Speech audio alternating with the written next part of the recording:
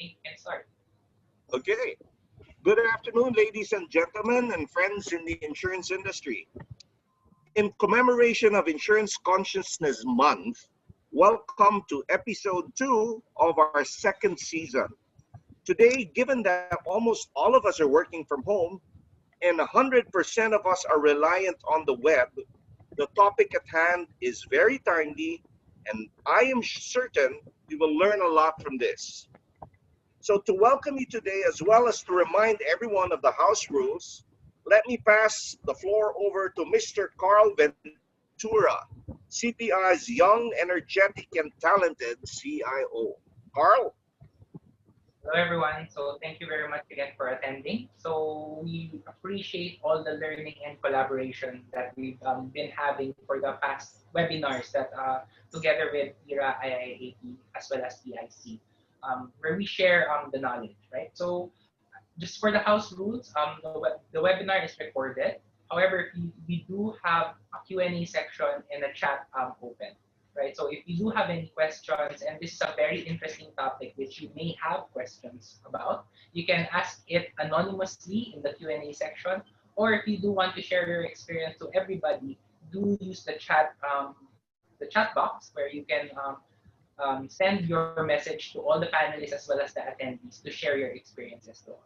Right, so without further ado, I'll hand the floor to Sir Francis to introduce our speaker for today. Thanks, Carl. As I said, I'm glad that Carl is with us this afternoon to help Mitch and myself. I like the way that Raymond has cloaked his video until the very last minute. So, merong suspense. Okay, our speaker today is the Chief Technology Officer of RedRock IT Security. He has a PhD in computer science from the University of the Philippines. Go UP. He is also a professor in the University of the Philippines, teaching, of course, computer and network security. He is a seasoned IT security consultant across different industries, covering finance, telecommunications, and other service industries. He actively participates in the different certification programs and conferences. I will allow him to mention these matters to you himself. He has participated and won the most prestigious awards in these conferences, and maybe Raymond will say something about that too.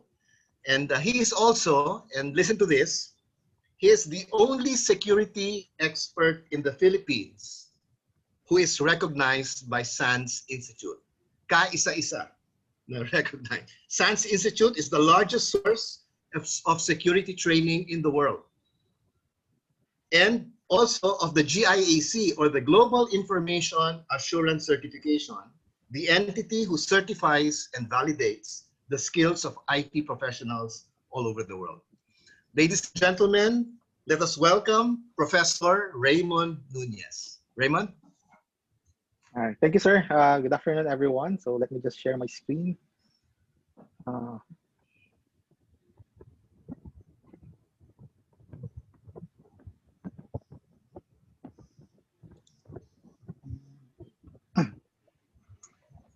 Good afternoon. Yes, I'm gonna hug you for the next 1.5 hours, and hopefully I could impart to you a lot tips on how to manage our security properly. So as an organization, and you'll be also picking up some tips as an individual. And if you have any questions, feel free to ask after the talk. I'll be able to answer it. And in case there's not much time, you'll have my contact number. You could send it to Carl, and you could forward it for me to answer. So short intro on my organization, RedRock IT Security. So we've been 15 years experience, at least the senior guys in finance, telecom, software, government, and the academy. Most of us are MS and PhD candidates and have been professors in computer security in University of the Philippines, LaSalle, with published scientific papers. And as Sir was mentioning a while ago, we are currently have the only Filipinos who have won DEF CON hacking competition. This is held in Las Vegas yearly. And if you win competitions there, you're basically given what we call a black badge, and it's equivalent of Olympic gold. But this one is the hacking community. So it's a proud moment, and hopefully I'm not last. We're still grooming a lot of our young engineers to be able to level up their skill set and hopefully compete there also in the near future. One tidbit, I have broken into a lot of banks, corporate and government infrastructure. Yeah, we hack them legally, of course. So I get paid to do that. And if on the other side of the fence, if I was not authorized to do that and I got caught, I go to jail. This time is they contact me, they contract us to do it for them. And of course, the objective is find the vulnerabilities first before on a different one, use it illegally and get them some exposure that that's not necessary. So some stats. Would you believe that we are on the top 10 most attacked country in the world? This was a stat 2018. Not sure if it's viewable, but Philippines is there, top 10. 2019, we were also somewhere up there. Then I got this recent stat last August 16 from Kaspersky. We're actually promoted. So we're not only getting on the top tier of COVID, we're also in the top 10, ninth now on the most attacked country in the world. And me being in the telecom for quite some time, it was the theory was we were able to connect a lot of our users online, especially with the free Facebook, free mobile data way back early 2012, 2013. But security aspect did not follow. Okay, and now with the COVID, everyone was forced to work from home, and organizations are forced to expose their services online that wasn't supposed to be done yet. Without proper testing, shoots up yung security incidents. And security incidents in the news, well, we are in the insurance industry. Of course, a lot of this would have an implication, mga na-breach abroad. Locally, not much news yet. May mga minor incidents akong alam na mga hinulungan, but not a big one. Yet as big as that, of course, yung biggest natin would probably the Commie Leak na 2016, where our voter record was dumped online. Then, not even going that far, a lot of our local organizations are actually being used na breach. So there was this Wendy's one, basically in delivery detail. So now, diba, if may tinatago kang address, okay, ano ka nagpapadeliver ng food, now everyone knows your other address. Okay, so think about that. Also, recent, this was just sometime June, the Wirecard fraud that they claimed that we have 2 billion euros or $2 billion in our local banks, which apparently it's a fraudulent certification. Okay, and the recent one, UCPB, 167 million allegedly stolen, and websites, local websites that we use, like TV5 was actually breached at some point. Now, this just I'm trying to throw home a point that it's not just happening outside; it's already happening here locally, and we are targeted. We are gonna be victimized sooner or later. And the common question we get in RedRock is how do we actually get breached in the first place? Now, it's actually very easy for an organization to get hacked. Okay? It just stem from one user clicking a malicious link or opening up a malicious attachment. Then that's about it. So that's the most basic one. You think it's gonna be super high tech, a lot of foreign agents doing their work 24/7. Then one guy's gonna be on their keyboard for 5 minutes and say, "I'm in." No, no, that's not how it works. That's Hollywood. But typically, even us, if we're gonna go penetrate an organization in a penetration testing engagement, this is our main go-to. Send an email, make them give out their credentials or have them click a malware and then gain access to our workstation. So IT security and insurance records, it boils down to Data Privacy Act of 2012. So Data Privacy Act, it is a law that would protect our personal information from unauthorized processing.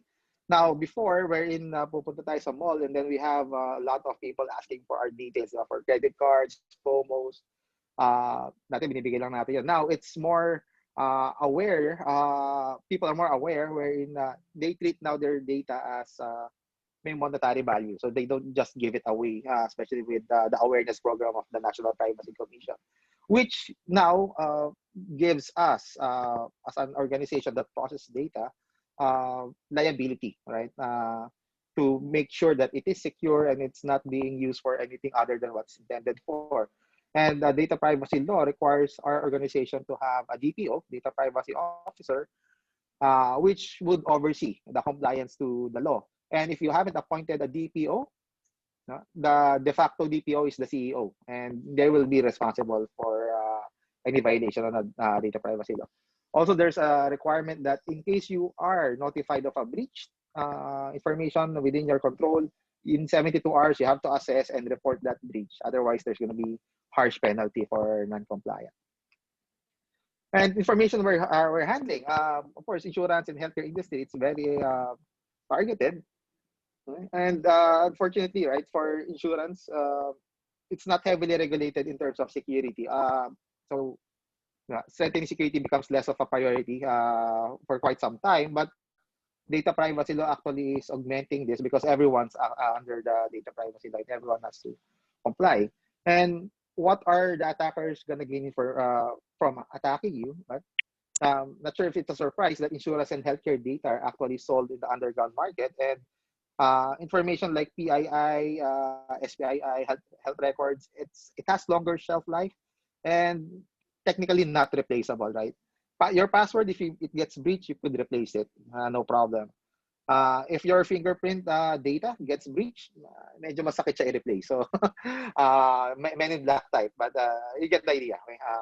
And insurance data, they contain health, property information, financial information, beneficiaries, right, which would be considered sensitive on some environment.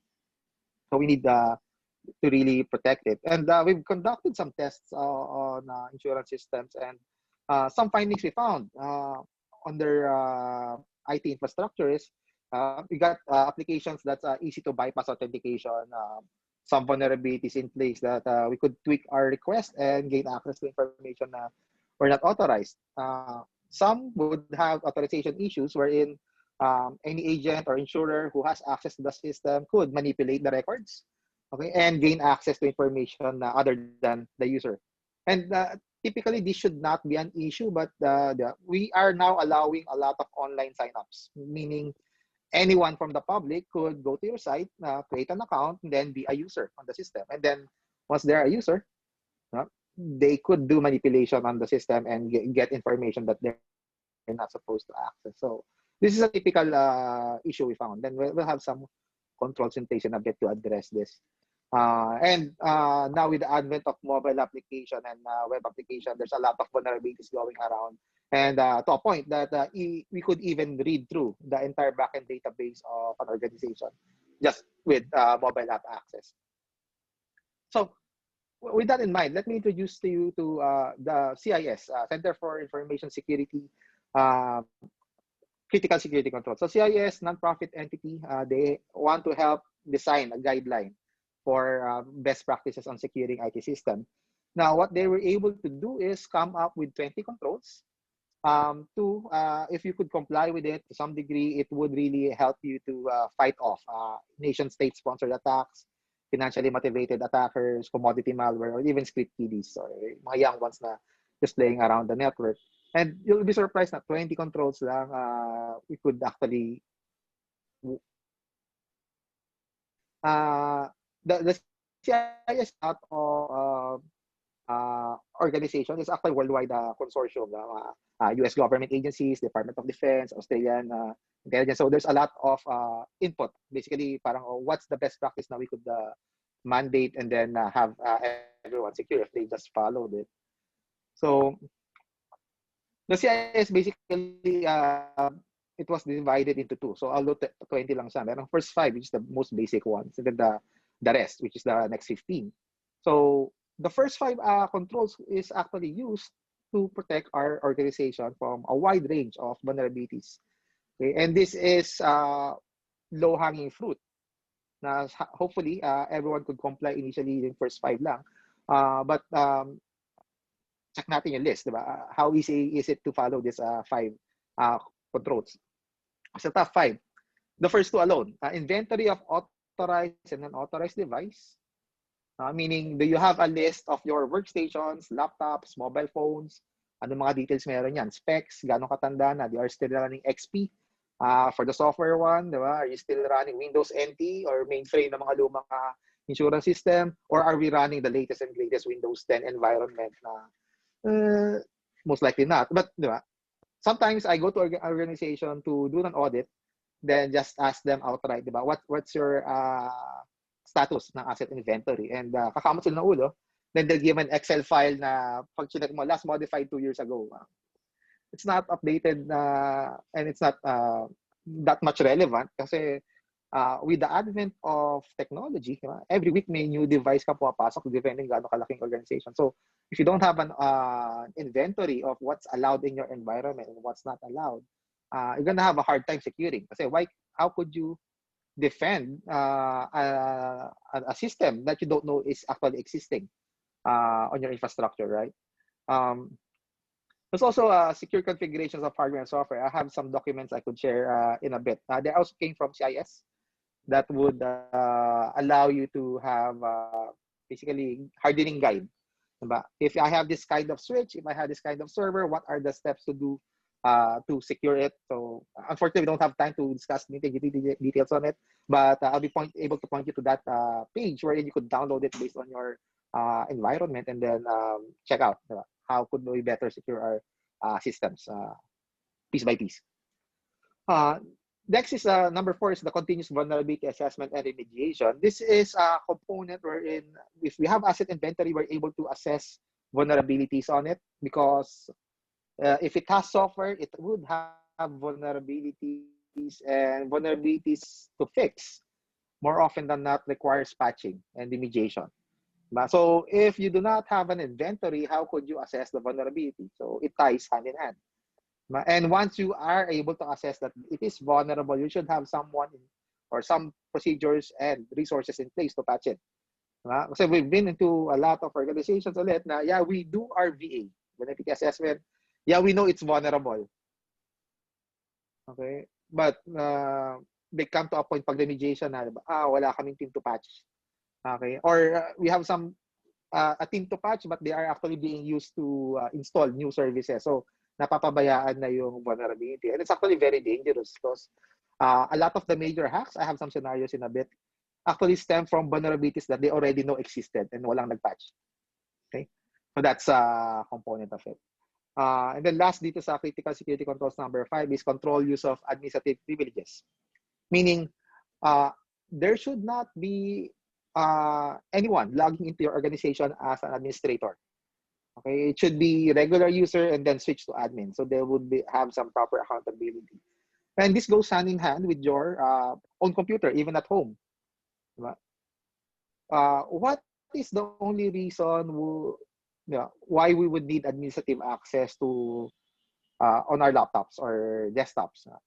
The only time you need admin privileges if you have to configure something na may hardware related, or you have to install software.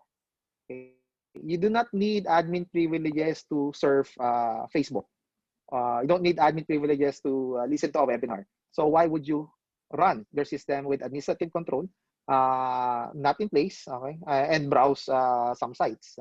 So if your browser gets breached, if you are able to click a malicious link na hindi mo unexpectedly, right? The attacker would now have immediately admin access, okay, administrative level privileges. But if you are using a standard user or a low privilege user and it gets breached, the damage is a bit contained, okay, and hopefully hindi pa kakalat sa environment. It could easily be detected at that point. Okay, so that alone, yung number 5, if you are sure on your organization, no one is running as admin unless necessary. Okay, that would solve a lot of issue. Even not only malicious one, even yung accidental misconfiguration, diba? That would solve it. Diba? Kasi you won't delete a critical file on the OS if you are a standard user. Diba? You need admin privileges for that. Diba? And if you are a regular user, it would alarm you na, okay, you're deleting something or modifying something na you need admin privileges on. If it's unintentional, mag-iisip muna ng konti yung user. Parang, ito ba dapat kong gawin? Okay, hindi pala. So, move along. Okay. Okay, so that's the admin controlled use of administrative privileges. So again, very few instances lang yung kailangan mo ng admin. And once you've done the deed there, okay, switch back to your regular users. Okay. So why asset inventory? Diba? Let me introduce you to one of our favorite tools in penetration testing. We call this the phone plug. Okay. It is a small device. It's actually a Linux computer. But if question is, if I am an attacker and I plug this inside your organization, would you be able to detect this? Na some small device is attacking your environment. Diba? This is actually a physical Dropbox na iiwan doon sa environment. And diba, it looks weird, diba, kung ngayon mo lang nakita, but we could actually put some stickers on it that would make it look like this one, diba? Air freshener lang siya. Ito mukha siyang printer adapter, but it's actually a Linux machine. Diba? Next, put it sa ilalim ng workstation ng, let's say, receptionist. Diba? How would you be able to detect this without asset inventory? Diba? There's biglang nag-register sa isang system na, may new device in place that's wasn't supposed to be there. Asset inventory helps for you to detect this. But if hindi pa kayo satisfied, hindi ma-detect yan, mga problema yan. They actually upgraded it, this one. This is a working extension, power extension. But this part is where the Linux box comes in.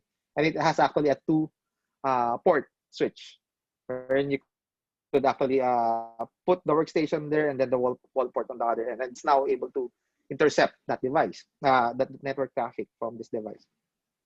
And on top of that, they made it worse. Okay. If I'm able to detect yung traffic coming out from this device on our IDS firewall, diba? That's bad. Okay. There's actually a SMS plugin module for that device wherein I could control it via SMS.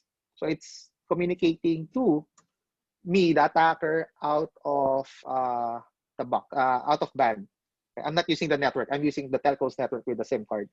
Okay, so you're not gonna detect my command being issued on that machine. So that's actually dangerous. But hope you realized asset inventory comes in play for you to be able to detect such device on your environment. But it looks simple. Asset inventory. How the security relates in this type of attacks help you mitigate that. Right?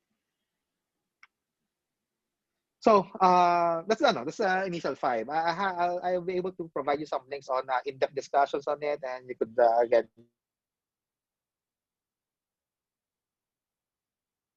We're not gonna proceed to the rest. Basically, yung other 15 of it, which mainly deals with email, malware, networks, IR, penetration testing, and this basically enables a more holistic approach on your security program to increase the impact of the first 5.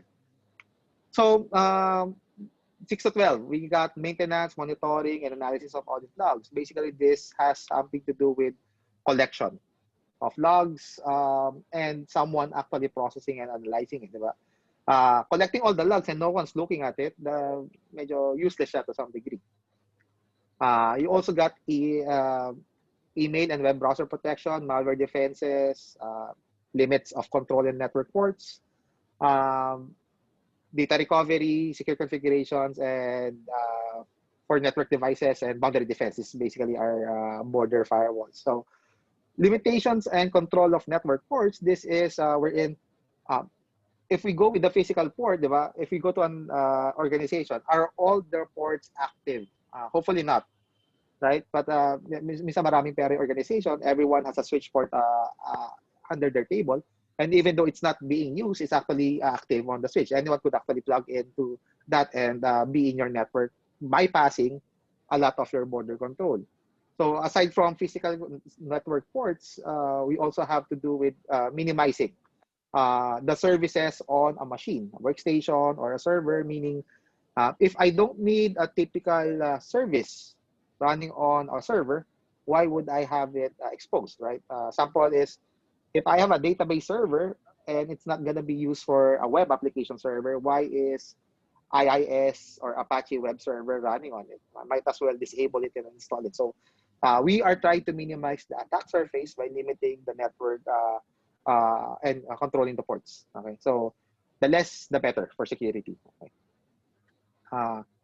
Data recovery capability, this should also be in place. Diba? If you have a down database, this basically has to do with mainly on availability. If the database disk crash, are we able to recover the backup? We got cases wherein they were so proud that, yeah, may backup kami, okay, nag-crash yung database, walang problema, we just have 8-hour down data loss. But upon restoration, kamot sila ulo, harang, ano nangyari? Encrypted, sir, yung backup. Okay. Okay, so ano problema? Yung key po nandun din sa server na nag-crash. Okay, yeah.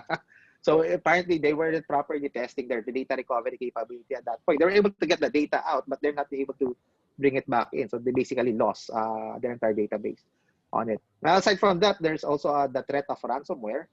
I'm not sure if some of you were affected, but a lot of organizations, even SMEs, are being infected with ransomware. And if they don't have a proper data recovery capability, they're basically out of luck. A lot of their information gets lost. Again, we got cases then, you know, they have a backup, but even their backup was connected to the network and it was also encrypted. So now their dilemma is, should they pay the attacker to get back their information or not? But paying the attacker, it's actually, we advise against it, because you're going to create what you call this, ecosystem. And aside from that, there's no assurance that they're gonna give your key back. So baka na double whammy ka. Nawala ka na ng data, nawala ka pa ng pera. So there's that. And of course, yung typical natin na malware defenses, this one, marami nagsabi na ito na security nila. Okay, meron kami antivirus, we're okay. That should not be the case. Antivirus or malware defenses, this is your last line of defense. Okay, dulong-dulo na siya. The moment na may attack na umabot dito, medyo magtaka ka na, kasi ibig sabihin, if you comply to a lot of security defense in-depth type of architecture, diba? Marami siyang dinaanan. Firewall, IDS, IPS, policies. Okay, and then the moment na mag-reach siya sa inbox no, or sa browser ng user, okay, medyo dangerous na yun eh. Kasi it's just a one click away to being executed. So, it's still needed. It is required. It's actually a lot of good antivirus na you could use. The Windows one, the Windows Defender, is actually pretty darn good nowadays. Okay, dati binabash nila, but well, it was made by Microsoft. They made the operating system, so there's no reason for them to be the last guy on the block. So they're actually pretty good, and it's free. It's built in. Okay, and if you have actually a cloud solution incorporated with your Microsoft Windows, they have anti-ransomware defenses wherein a huge chunk of your file gets synced to the cloud na naka-defense. Even though may mag-delete nun, you still have the capability to recover it. So that's and that's free, basically. Okay. So again, going back dun sa, yes sir. Before we move on, no? So like sa top 5, you were sharing a while ago yung top 5 na important, right? Those are things that you can do at ease. Like pinento mo before that there was this company who shared a 2-year-old Excel file. Pero I think what you really just have to do is just update that monthly or at least weekly, right? And doon pa lang, like we're highlighting na like si Windows 10 has the Windows Defender, free antivirus, right? Pero if you just don't update your antivirus or update your OS, which should be free, parang nasasayang lang, right? Yep. There's actually process in place. So it's part of the struggling on how do you actually update that data. But diba, if you have a biglang light bulb moment na I don't need to collect everything initially, lalo yung big organization, we could just start now with the procurement. Now, pwede mo sabihin sa procurement na the moment na may device na dadating, make sure that details is fed to the IT team, di ba? Para i-update nila inventory nila. So, that's gonna be a process na solution, di ba? Not even the technical one. Diba? So now, every time a procurement buys a device, a laptop, a desktop, you get all the details, di ba? Anong model, anong hard drive, anong serial number, anong specs, then you could populate your asset inventory. At no cost, basically. Just tweak a bit on your procurement process. Then once it's done, diba, you could now piece by piece, dividing per department, diba? Mag-audit ka this week for this department, ano yung mga nandyan, and then move along. And then eventually, if medyo okay na asset inventory, you could maybe switch to a more automated one. There are solutions for it. may open source but a bit more hard to configure and maintain. Of course, may mga commercial, but it would require resources for you to run on it. But there are solutions to do it. Again, merong no cost, may small cost, merong commercial solutions. So, Mon, if Maybe I sir. may, okay, so Yeah, go ahead. yes, sir. Practice. Yes, sir. actually, from what you have said so far, no, it looks like the job of the IT personnel is numerous. They have to do a physical inventory. They have to check. You said a while ago that the more authority you give to users, they can easily click the wrong thing, and your company gets exposed. So what is required, therefore, is that the IT personnel should constantly go around, constantly update and record everything, because I think I've worked for many companies, and normally the IT unit is not a very big team. But from what you are saying now, I think the IT team should be sufficiently staffed in order to do all of these things. Am I right? That is correct, sir. Okay. Especially yung usual for the IT team na kinakalimutan. Wala na nga security, wala pang nagre-remediation. Yeah. Okay? That's yung ano eh. And the problem with the remediation team, masyado silang burnout. Kasi Microsoft release patches every month. Diba? So, kakapatch pa lang nila this month, meron na nagpe-prepare na sila for the next month. It's the same cycle all over again. And some critical systems, lalo na yung mga walang redundancy, you just can't patch it directly. Okay, they need a lot of test, vendor coordination, diba? Only to patch it. And then after the cycle, oops, meron na naman patch yung Microsoft. So it's a never-ending battle. It's not sexy. And we call it a dirty job. But someone's got to do it. If not, you're going to get exposed. So there are automated solutions. There are automated asset inventory, patch management. So, but some of them costs an arm and a leg. Some are free.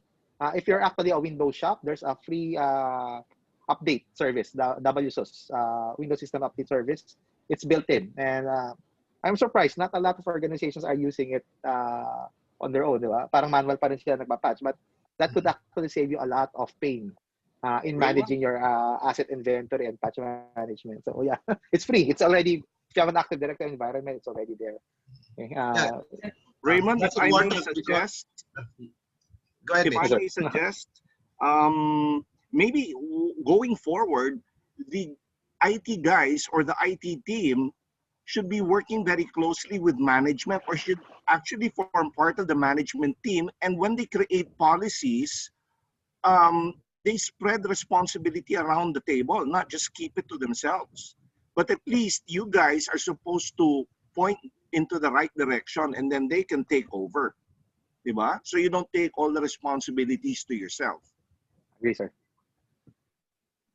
Yeah, So we because do have questions. No? Go ahead, Sir Francis. yeah, I was just going to say, because in the poll, 70% of our participants said that securing their digital business is critical. So talagang dapat talaga we should pay attention to what the IT team needs to do, no? If we consider it as critical. Anyway, that's all I wanted to mention. Yes, sir. We do have some questions related to the first. Yes, sir. We could slide. have in-depth discussion. Mon, no? So like one question is that if I'm affected by ransomware, so kunyari, ransomware yung mga PCs namin sa company, right? Should we report this to the NPC? Pag ransomware. It's a medyo gray area. But basically you are denied access to information. So it's part of the availability component. So it's not a breach. You would be mandated to report it as part of yung yearly summary. Ano yung mga incidents na nangyari. Kasi hindi naman siya major breach that would entail na-expose yung information ng ibang users. Basically, na-corrupt yung data tapos hindi mo na ma-access. Now, there are ransomware that extracts information tapos, diba, in-encrypt na yan tapos iba-blackmail pa kayo sa labas. Na, okay, we have your data. If you don't pay us, we're gonna publish it. So, that's bad. Kaya medyo on the bound ka ngayon na moral dilemma on what to do. Are you gonna pay or not? Again, if you pay, di ba? pwedeng hindi nila i-release the next 3 months, but diba, pag naubusan silang pera, parang, uy, meron pa akong hawak kay Carl. Cheap, ano ulit, na $10,000, diba? If not, pa-publish ko. Wala na eh, wala kang hawak at that point. So, better face it now, okay? And just redo it cleanly at that point. All right. So maybe we can move Okay, on to slide questions later. So moving along, yeah, the easiest way to get inside the organization or compromise a user is really phishing. Even up to this point, it's really phishing. As mentioned, sending malware, ang dami na nag-filter na technology. You can't easily send malware via Google, via Office 365. It's gonna get dropped at some point. Okay. So the new thing that we are doing to infect the organization is we will just send you a link with the pretext and then ask for your credentials. No malware, diba? It's just the story is really good na magpapanik ka, makiklik ka, and then you'll send your username and password. Then that's it. I get access to your account. Okay. And we could actually tie it up with smishing and phishing. This is SMS phishing and voice phishing. The thing with this one is, diba, we have anti-spam solution, email filtering. Have you heard of an SMS filtering? Or a voice filtering sa call? Well, manual yun, di ba? Hindi ko, ayaw ko nang tumatawag, di ba? Sagutin, uy, text ni X. Ayan.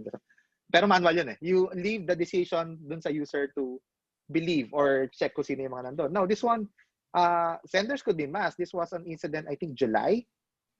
Someone was able to pretend sa bank, local bank. And then they, okay, may number na tatawag sa'yo, mag-a-atron ng account update for to avoid deactivation. Diba? If up no, tapos mask, diba? Isipin nyo ng most users parang, uy, legit to. Okay, and then the moment na may tumawag sa user na yun, it's, yeah, that's, you were just phished. Give out mo yung OTP mo and then naubusan ka ng pera. So that's an ongoing problem. And on top of our issue with the pandemic, diba? A lot of attackers are monetizing yung pandemic.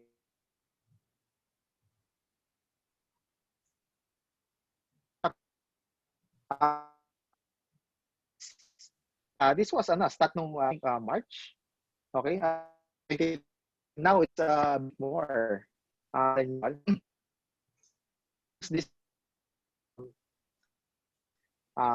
March, we were tasked to penetrate. We were contracted, and then they said masyadong heightened yung security awareness ng mga tao nila. They really need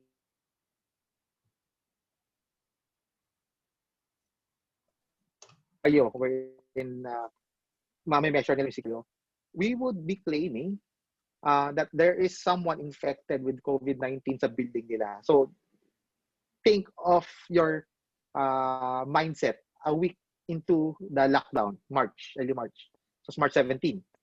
Okay, everyone was just getting the hang of working from home, and then now someone says na, okay, may COVID-19 sa office last week na might be exposed, in details nandito.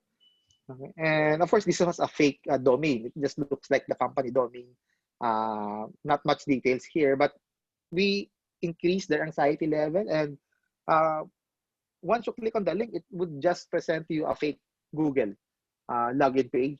You won't notice the difference, especially if you are on a mobile device, because the URL disappears most of the time.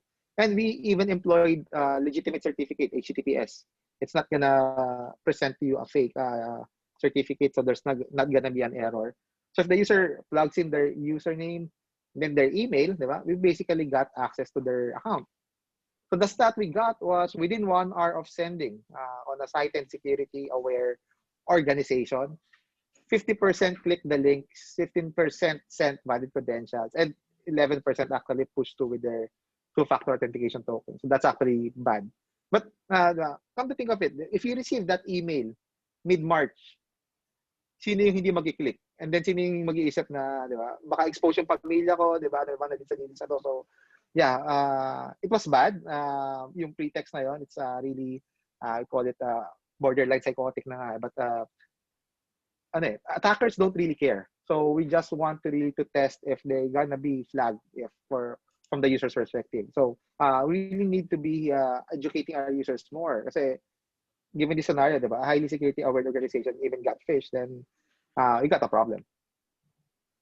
So the rest, yung 13 to 20 ng critical security controls, you got data protection, controlled access, wireless, because everyone's on wireless now.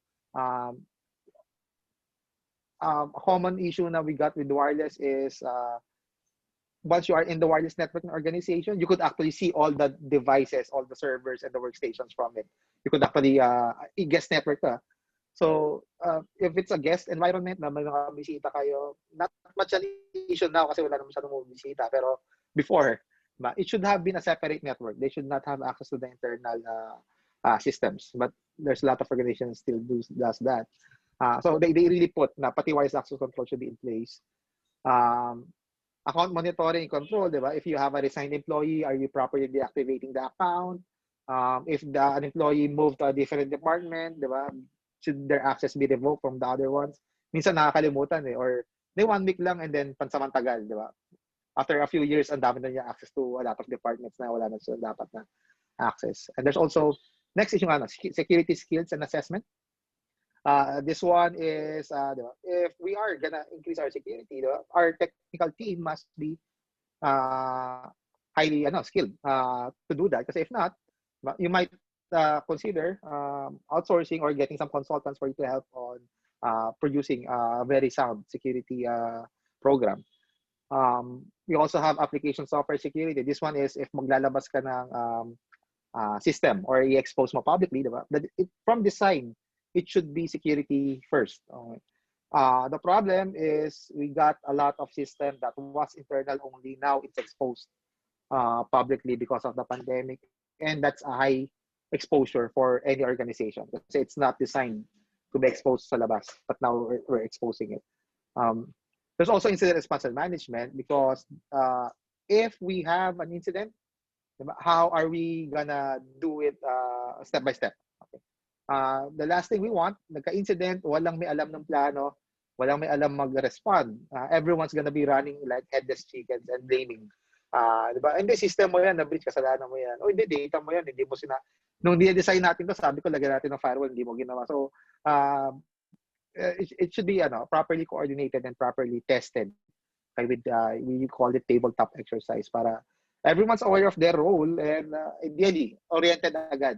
Diba? If there's an incident, walang sisihan. Okay? That would come later on. But anyone who tries na mag-point fingers early on, frowned upon kasi you're not gonna be helping. The moment na may magturo, diba? Everyone's gonna shield up and not gonna be cooperative on the incident. Mas lalo lang mahihirapan yung responders. And of course, there's the penetration testing and red team exercises. We'll have some discussion on it. So, struggle on complying with critical security controls. Many orgs struggle to even achieve basic security. So, this one, scenario sa Home Depot, because security is not a major decision ng business, they were asking for years, we need new softwares, trainings for security and everything, blah, blah, blah. The management says, why? We are selling hammers. Why do we need security? Okay, and they get popped because the attackers are not after the hammers, they're after their credit cards, their customer records, right? So, yeah, problem is it's easier said than done. Okay, and at least on their side, at least sa Home Depot hack, people and data are there, but the systems are not. Sa atin sa Philippines, it's a bit more restrictive. Even the people are not there most of the time. So, hirap tayo to do it. And for a very successful IT security program, you need the triumvirate: technology, process, and people. Technology, of course, ito yung useless pag walang tao magmamanage. And then process, of course, meaningless if there's no people who's gonna execute it. So we really need a huge amount of skill set and people to really run a valid IT security program. And there was a survey nung 2016 at a Black Hat conference. So this is in tandem with DEF CON. This is a lot more on the security professional conference. And they say that why is our IT security strategies are failing? So for the longest time, laging ang narason is walang budget. Turns out, on a real survey, it was actually just 6%. Okay? And yung lack of management support is just second to the largest, which is the largest would be they are having a hard on board for it.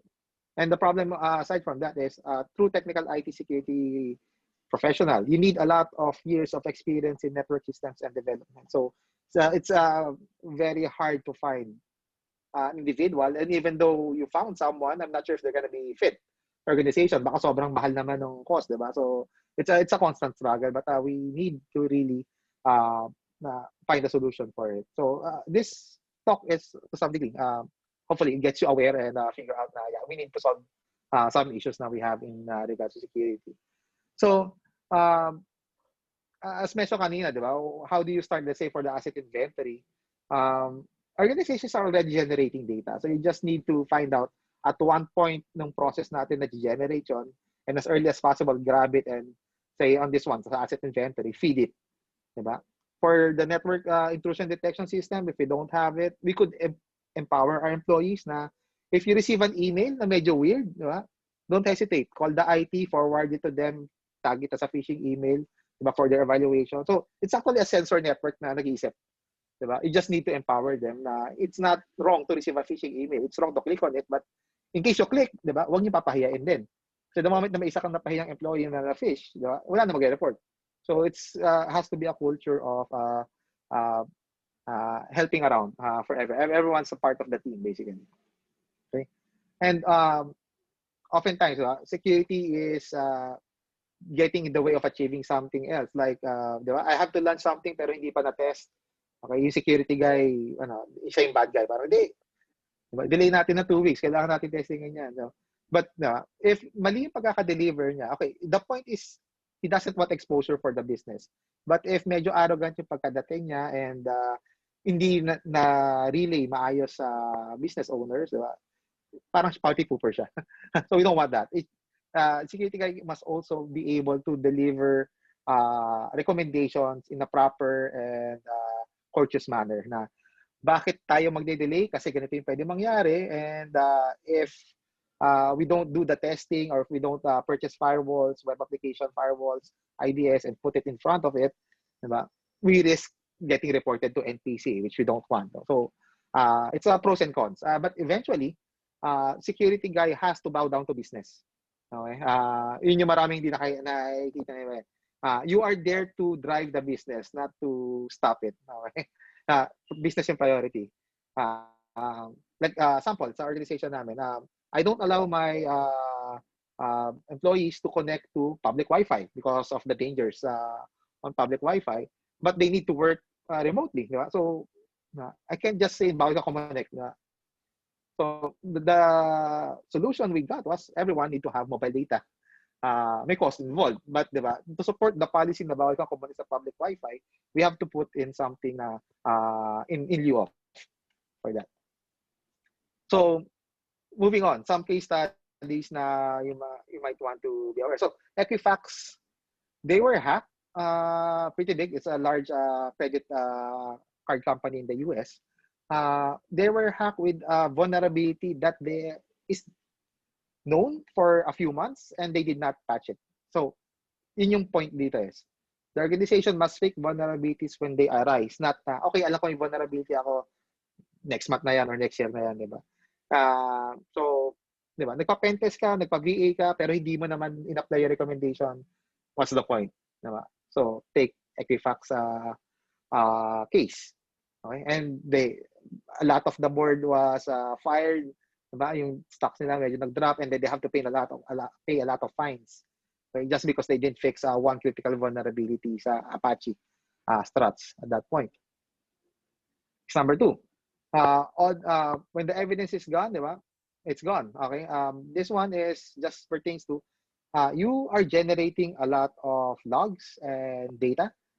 You should be able to collect it. Okay. It's free. The data generation is free.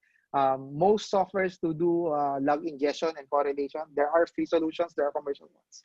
So if medyo on the budget constraint side tayo, we could opt muna for open source. Okay? And then if at some point meron na tayong budget for it, then we could create and replace with the commercial solution. If it really doesn't work with the open source one. But again, data is being generated. Diba? Logins, failed logins, financial transactions, policy generation, saan in-issue anong browser ginamit. Everything, every data, every point is there. We might want to start collecting. Kasi the moment the data gets generated and you did not collect it, it's gone. Okay? Wala na. Even just for business analytics, you might want to use this, right? Let's say you have an online system. Parang, ano pa ba yung OS na ginagamit ng mga users natin? Wala ng XP, diba? So Windows 8 pataas na. So you could drop Jurassic technology in support for the latest and the greatest. Kasi you know na 99% na users ko is hindi na gumagamit ng old system. So this could gain you insights on it. For penetration testing, you have two choices. Diba? Do you want to be breached by someone you know or someone you don't know? Right? Of course, best is someone you know kasi, diba? On a penetration testing engagement, they report to you the vulnerabilities and then you tune and fix your infrastructure and then go cycles back to the next testing. Okay? Then with pen test, pag sinabing I want a pen test, there's a lot of definition ng pen test. May compliance, may risk reduction with architecture review, and there's attack simulation to red teaming. And as yung details and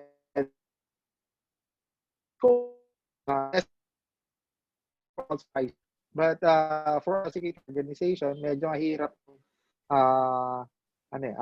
may organization na lalapit sa'yo na I want a pen test but they actually haven't know the proper definition of pen test or what they want. So we present them this one and pen test what they really want to do.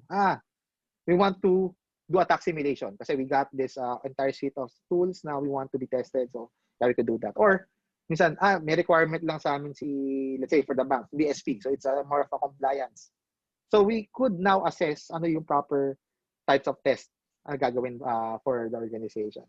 Be careful though. Okay. There's always someone who will do it cheaper. So ingat. You should know first what do you want to achieve, and then once you try to evaluate penetration testing or security firms, get their skill sets and have someone vouch for them if they really know what they're doing. Kasi chances are, if you just call some reference clients nila, medyo weird pala or something, or magaling naman pala yung recommendation. So get some references. That would save you a lot of trouble and wasting our money to some firms na hindi naman pala yun yung in-expect mo na output.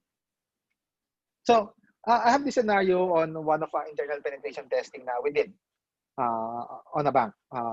So this is an assumed compromise. You have a control of a workstation. And then we were scanning the environment from that workstation. And then we found a printer with the default credential. Okay. And then most pen testing firms should actually catch this one. Okay. Severity, low to medium, maybe. But it's a printer default credential. What did you actually do with it, right? And that's where modern team comes into play. So when we were validating this finding, turns out it's a document manager, meaning it has a scanner. And that scanned document is being uploaded to a file share. So this is the actual screenshot. We got the IP address, directory username, and the password that's obfuscated, of course, and here with the test button. We'll come back to that in a bit. Okay, so my objective is get that password so I could log into the file share and get the document from the scan. Okay. We back up the config, hoping that the password is going to be there, but unfortunately, wala, not sure why. And the next step we did was, okay, we control the printer. Now what we're going to do is going to set up a fake file sharing, okay, and we'll modify the destination host on the config and then hit the test button. Okay, that would basically have the printer authenticate to us, okay, to a box we control. So as mentioned, we modify the host name, okay, hit the test button, and then what the printer would do is think na kami yung file share, okay, and then hit the test button, sabi, okay, here's my authentication, okay, I want to upload something or just test something, okay, sabi ng printer. And then kami naman, of course, give me the credentials and then we'll be done with it. Now, on the technical side, the credentials wasn't plain text username password. It's not something we could use yet. Okay, so it's a hash, it's a form of the password, and we still need to process it. We call it cracking. We need to find out ano yung plain text version of password. So we have this password cracking cluster wherein it's gonna run very fast. dictionary-based attack, brute force attack across billions of minute. And then once it finds the password, it's gonna email it to me. So we sent this to Amazon. We have our password cracking cluster there. Then within 8 hours, the server emailed me na, okay, Mon, here is the password that we cracked. Oh, okay, let's test it out. So we were able to obtain the password for the server, the file share server, then log in. Then jackpot, we got passports, credit card statements, birth certificates, the whole document scanned within the last 4 years from that printer. And from low to medium, it's now critical or high. I'd say medium to high easily. And what that file share is actually being used by the IT team to back up workstations for formatting. Okay, and then I got some files, may source codes. We found one of the source code, may database credential, and then username, password, and the host. So we just plug in username, SA, SQL Server, and then we're able to log into the database. Okay, from the configuration file on the source code. And then we're thinking, okay, mukhang dev server to dahil it came from a development workstation. Only to find out when we were browsing the environment, parang, it was the backend system ng bank.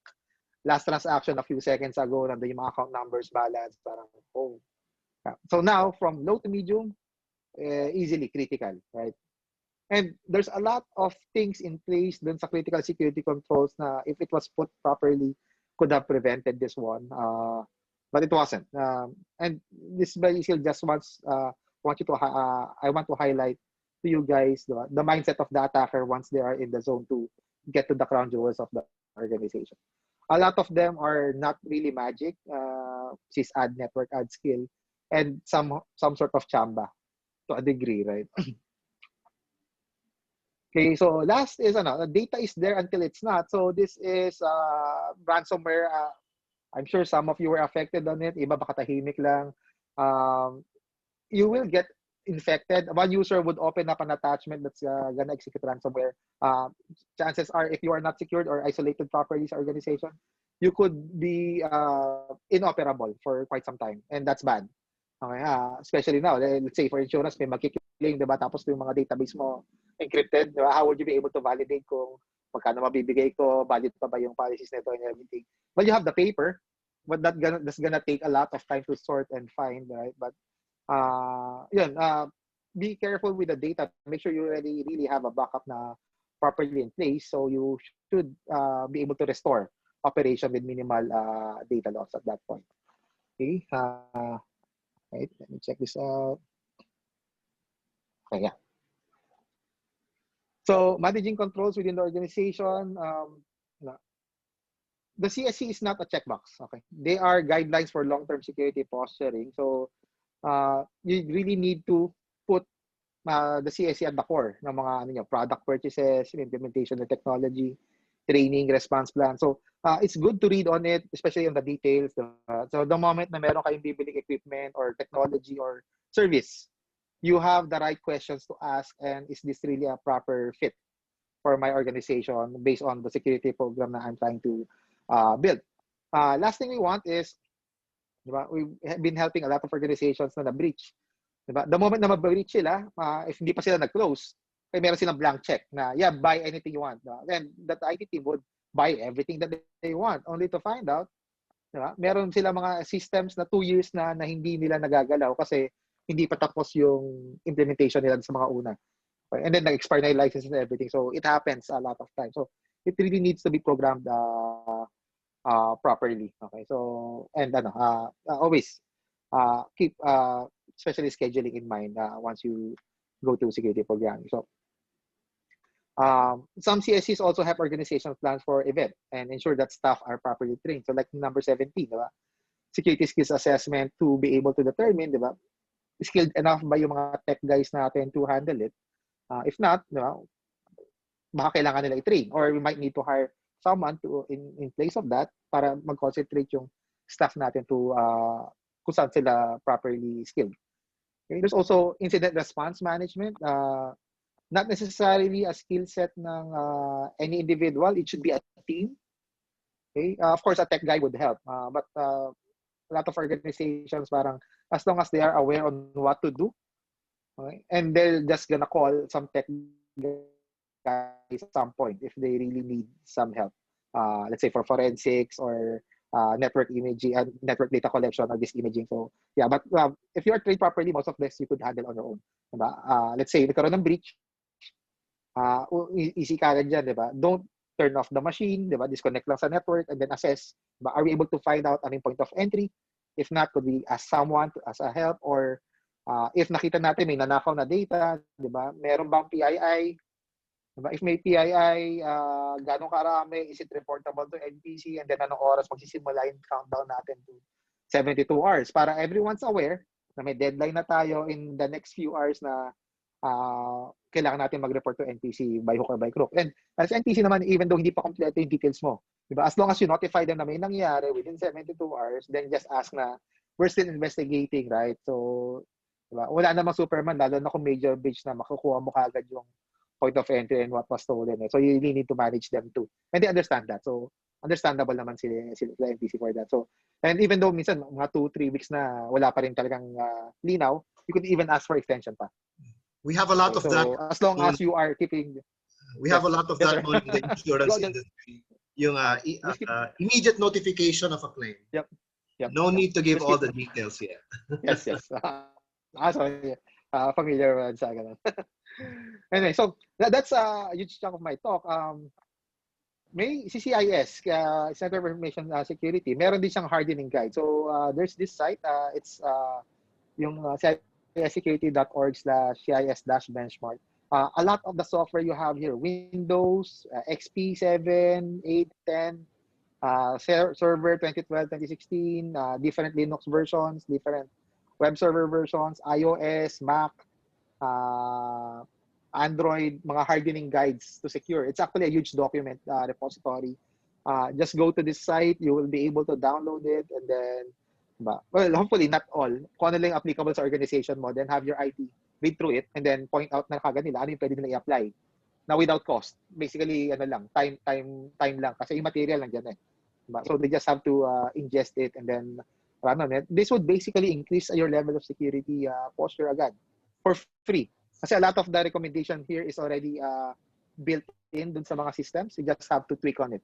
And of course, make sure, baka maging sobrang secure naman ng environment nyo, wala na makagamit. So, it's gonna be a balance of usability and security. So, we have to keep that always in mind. Now, what to do when hacked? Before your hack, you should have a backup in place. Then after your hack and you were able to notify everyone necessarily, change your password. Ideally, use another computer. Kasi on the event na may keylogger yung machine na na-hack, okay, they're just gonna give the new password to the attacker again. So use a different computer. Contact the IT security department or the help desk. They might be able to decide on how bad is it. Do we need third-party help for this one or law enforcement na yung kailangan kasi binablockmail na tayo or something. So they'll decide on it.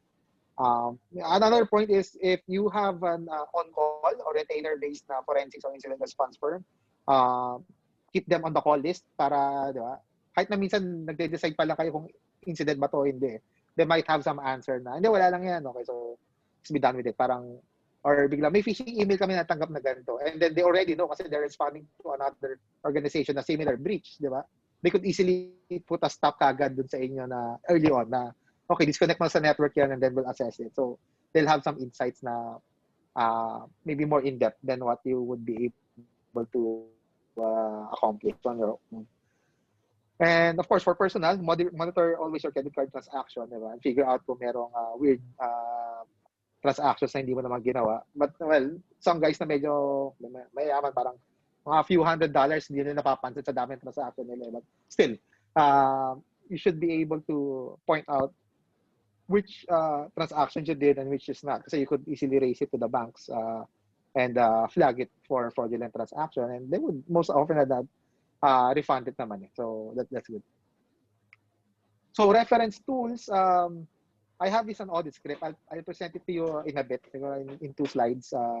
This is an Excel file wherein it has the 20 critical security controls, and then you can assess your organization parang pag assessment, you could put there. And then in the end, they'll give you a score per control. And then now you could step back and look and what could we actually do with no cost or minimal cost to increase our security posture, and then diba, reassess it after a few months again if nag-improve ba tayo at some point. So I have that. And then of course the CIS benchmark as mentioned kanina for securing your servers, laptops, workstation, and operating system. So if you want more of this in-depth, there's actually a course from the SANS Institute, and there is a certification for it called GCCC. It's a Sec 566 course, implementing and auditing critical security controls. You could take it online because of the pandemic. We have like Singapore for it, but now they're offering. I think this one just cost I think around 6,000 yung 6 days course. Yeah, so not too bad. Then you get in-depth knowledge on how to implement and properly audit this one. Okay.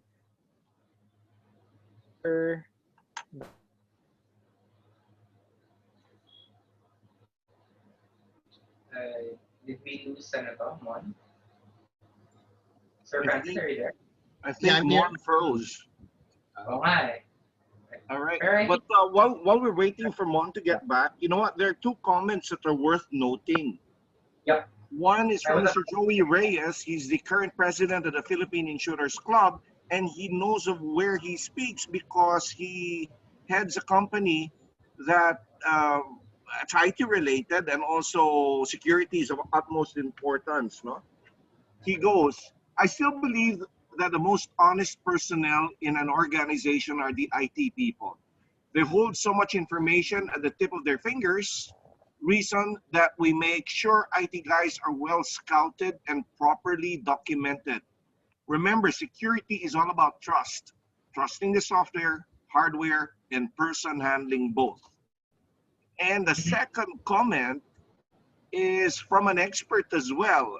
She's from Carlette. She's Carlette Pama, the PIRA's the PIRA's independent director, and whose background includes security. Her comment is, there has to be a culture and a tone from the top of cooperation from all levels of the institution.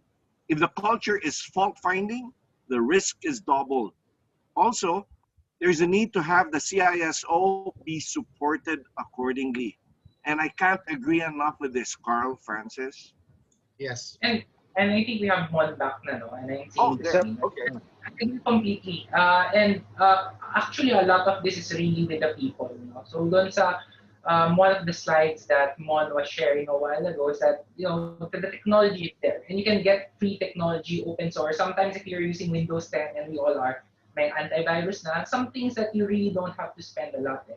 Pero it's really critical that the people are informed, or you have the policies in place or the rule so that people understand what they can do to protect the company and also themselves, right? So yung awareness lang na, oh, this is a phishing email, I have to report it so that the whole company can be protected, etc. Those kind of discussions, right? And I think we have more questions coming in. Maybe before we can end the slide with this Excel file. And I like this kasi sabi nga ni Sir Mon, right, we can do a self-assessment of ourselves. A lot of things that we can do are free, right? Definitely, I'll run this. But we do have some nice questions here, right? So, what do you take on security as a service offered by telcos? Do you think it's worth the price? So, the SaaS security services offered by telco. Parang alam ko tong telco na to, very known. For ano naman, for may something social media ang kanilang user. I know this guy. For any security services, you are not buying the company, you are not buying the service of the company, you're buying the skill sets of the individual, so operating it, right? So it's really best to evaluate what are the skill sets of those people that's gonna operate and manage your security services. So I leave it at that. You get the point.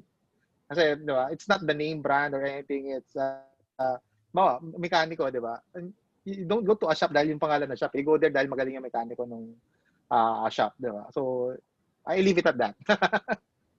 And I think yung highlight rin dito is that you already mentioned Mon, right? There's a really a limited talent pool sa security, right? So I would say that you have to go with somebody that you trust or who can really prove themselves as a good security, who can provide that security as a service.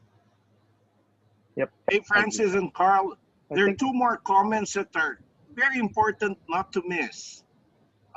And these are from top-ranking management officers of companies. So one goes, therefore, there has to be a check and balance, such that several non-IT company officers should at least understand what's happening in IT. Very important kasi ngayon, we leave it always to the CIO and his team and we're in the dark.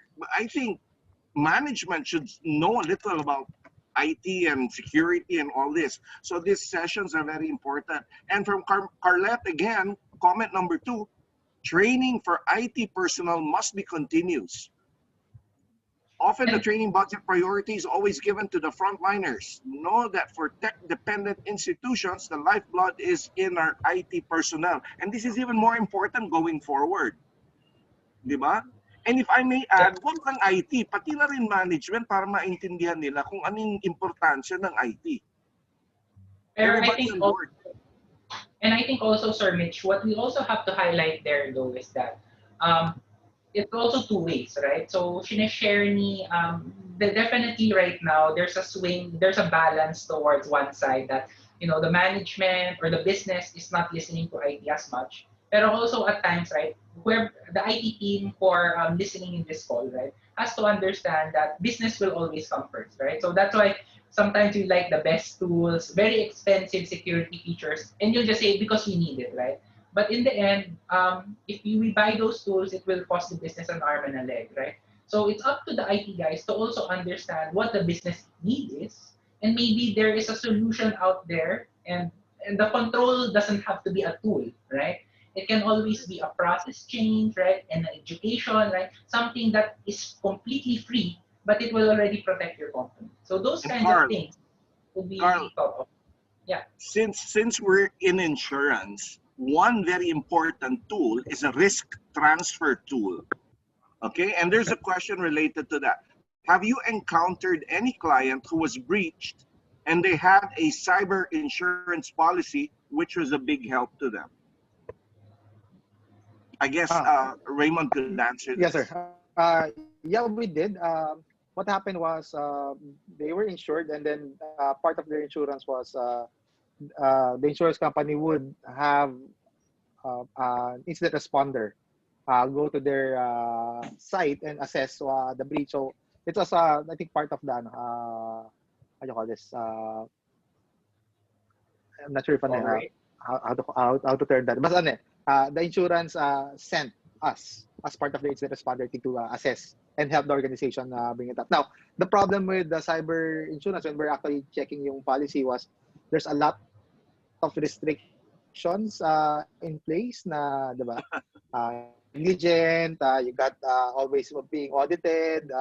So as in, sobrang super chamba at catastrophic nung nangyari para i-pay out nila yung loss basically of operation. But I think the incident responding was part of it anyway. But yung payout ngayon is gonna be due to loss of business and reputation. That's hindi ko na alam kung ano naging discussion nila. That's a subject for discussion of I'm glad you mentioned that. Dun sa, I'm glad you mentioned that, Raymond. No, kasi I was going to tell the one who asked the question, Mr. Chris Marquez, that even though you had a policy that would pay for the damages, ang isang napakahirap i-insure is a reputational damage that an institution gets. Walang presyo yun eh. So it's best that even though you have insurance, have your security processes checked out, right, by the experts like RedRock. Ayan, free plugging. And to some degree, diba, if you watch news sa bank breach or fraud, sometimes yung fraudulent amount malaki, mas malaki pa yung nawawala sa stocks nila the moment that when the news gets out. So ano yung reputational damage yun eh. So they eventually would be able to uh, recover that, but sometimes hindi. Some organizations magpo-fold na lang talaga the moment na magkaroon ng breach. No one's signing up with them na, di ba? Yeah. There's a question So yeah, I think we here could from sorry. There's Okay. another question here from Carlette. How do you underwrite a cybersecurity policy? Well, Carlette, there's a lot of things that they look into. Number one, they look into the backgrounds of your IT people, no? Are they capable of running an IT department? And then they also look at your systems, the processes that you have in place, the audits that you have in place. If they're satisfied with this, then you get better rates. But there's a lot of things that they look into if they issue a cybersecurity policy. That being said, there are only what, siguro, less than a handful of insurance companies that do this locally. But I think this is one of the low-hanging fruits of this COVID thing. Maybe insurance companies would like to think of going into cybersecurity. And I think we have one last question in the pool. No? So I think this is related to what you were highlighting earlier, Mon, right? Why don't we regulate unique SMS sender IDs to prevent smishing? And then I think we can go head on to your file. Right? Okay. That would be in the telco side and NTC side. Ideally, it should be regulated. Mask, if it's issued by the telco, is regulated. I used to work for Chica, so we got a lot of number masking. That point, we can't use any other organizations. Pinifilter na ng telco. So this was a clever hack. Yung slides na pinakita ko kanina, that a bank was attacker was able to mask as a bank OTP. I'm not sure if they have a finding na paano nakalusot yun or what, but it should be. And as far as I'm concerned, it is filtered on the telco side. Baka may nag-upgrade ng firewall, nakalimutan yung rules, di ba? Tapos tumatagos yung mga ganun. So at some point, it should be closed. It should not be allowed. Yes. So a lot of trust is really placed on our telcos. Kasi if they get hacked, well, yes. Ayun, they can actually impersonate those special. They got some issues before na yung palit SIM, right? Diba? Pupunta sa store, sabihin siya yung authorized owner or dinelegate siya ng owner to get that. The moment you get the SIM, diba, all the OTP and reset pins is being sent to that SIM now, and they could reset the accounts. Diba? Banks, Facebook, Gmail, then even the email, diba? Nandun din yung mga reset email, so they're able to control you just the SIM card. Diba? If they take a control, if the attackers get control of it. Right. I think that's all the questions. So, Mon, maybe you can guide us to this tool. One. Are you seeing this Excel sheet? Yes, we are. Okay, good.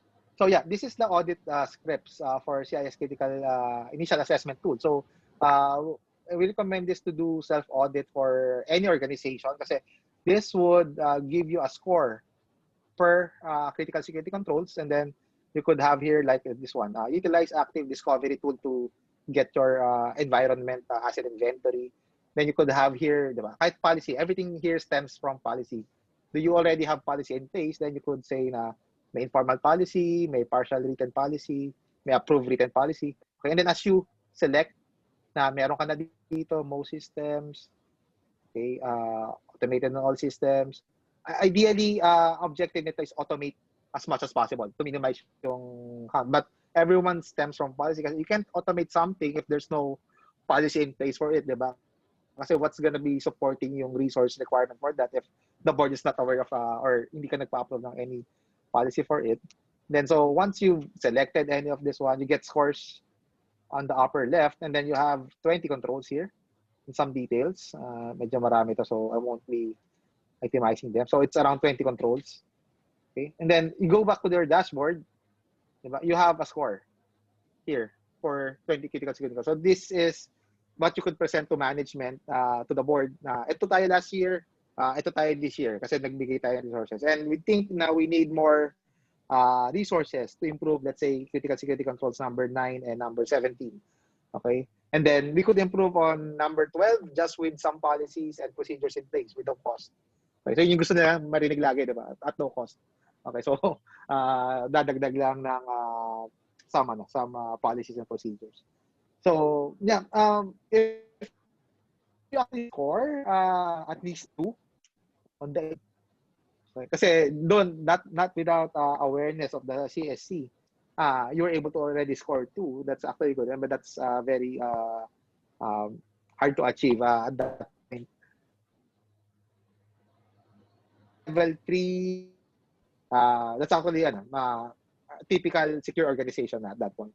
Okay, I haven't seen yet anyone locally na umabot ng 4 yung score.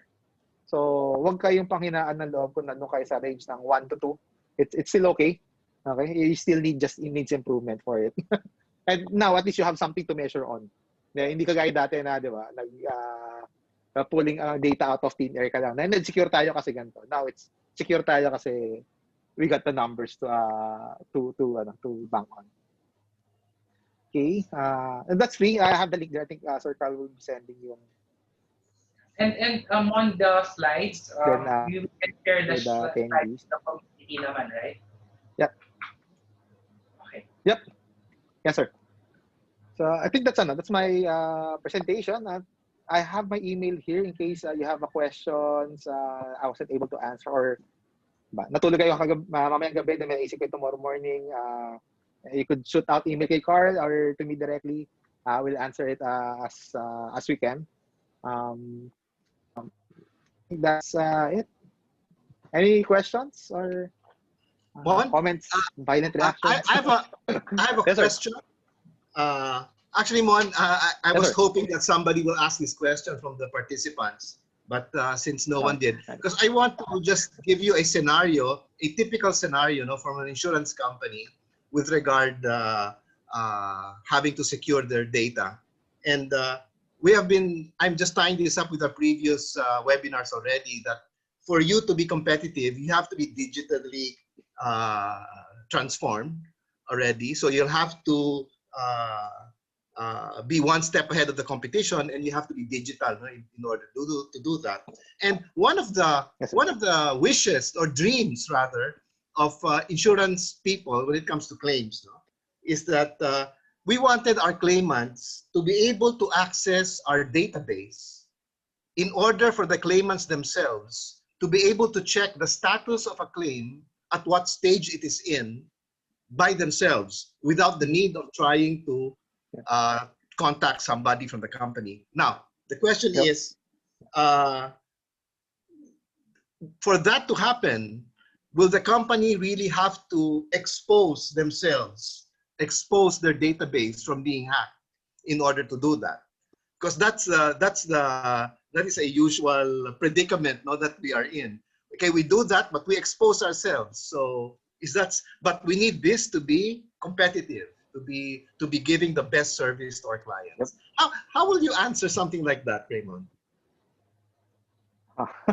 I would put it on the architecture, security architecture side, because you don't have to expose your entire database. Diba? You only need those currently active na may claims, right? So you put a separate database just for that, and then the moment na may mag-trigger doon sa main database, you just push the data there. So you minimize yung exposure nyo at that point. And then yung server na since it's gonna be exposed outside, you could protect it with the usual HTTPS certificate, web application firewall, limited requests on what they could actually send and get data out of it. And even if it gets breached, hopefully you have it not, but if it gets breached, you have very limited amount of information that's gonna get exposed. Doon lang yung may active claim. Kasi the moment na tapos na yung claim niya, di ba, you just pull it out after, let's say, a week. Di ba? It's less exposure. Or you could do even with SMS route. Diba? Just text SMS gateway, then sabihin lang niya sa'yo, ito yung policy number, ito yung current status. Diba? Minimal exposure. It's not as fast and not as exposed as web. Diba? But now, they still get the status on their claims with minimal exposure on your end and the organization. That's my 2 minutes security architecture.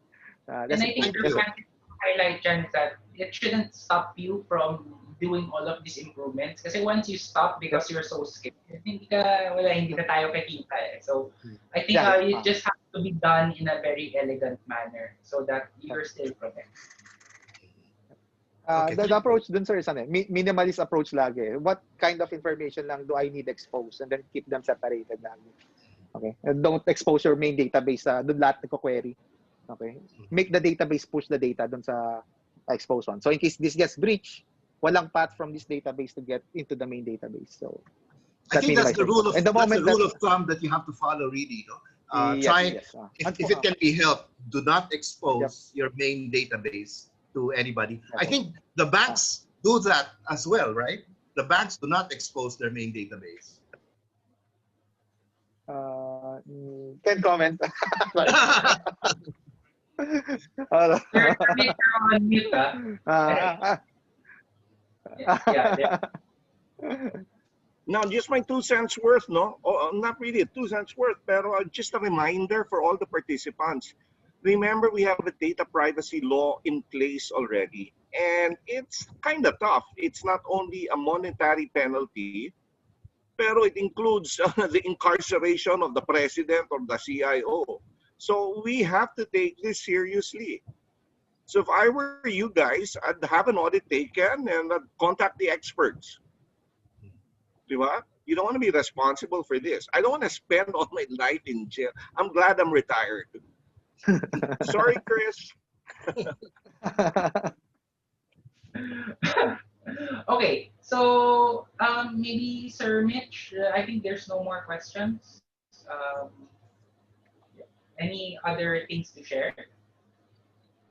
None for me. I'd like to thank Raymond. Raymond, that was very helpful and it was an eye-opener. Marami tayong siguro. Thank you, sir. I mean, it's an eye-opener for most of us. Thanks. All right. And I think, so just to share before we end, right? For the next series, we are inviting Mr. Amir Shabat. So he's from Silicon Valley. I believe he's a chief product officer of Twitch, right? So for those who are young, right, and know what Twitch is, right? Or well, basically it's a streaming service, and he will really help us look into new products, right, that we can offer, right? So we're coming from somebody in the US, so a little bit more advanced. What are the things that he has learned from advanced first world countries, or more on how to think of product, right, and related factors, right? So I think that's it, right? So once more, thank you very much to everybody who joined, right? So, and we will be sharing this recording, and thank you, Mon, Sir Francis, and Sir Mitch for joining us in this session. Thank you. And thank you, Raymond. Everybody. Thank you, sir. Regarding Sir Mitch, Sir Francis. Thank you, Raymond. Hey, thank See you soon. And please answer the webinar survey. So if there's any ways that you can improve the whole series for us, and we have feedbacks, we actually share this feedback to Sir Mitch, Sir Francis, so that we can improve the succeeding session. So once more, guys, thank you so much for spending your Wednesday afternoon with us. Thank you, Carl, as well. Thank you, Carl. Thank you. Raymond. Thank you, Mon. See you. Bye now. Okay. Bye.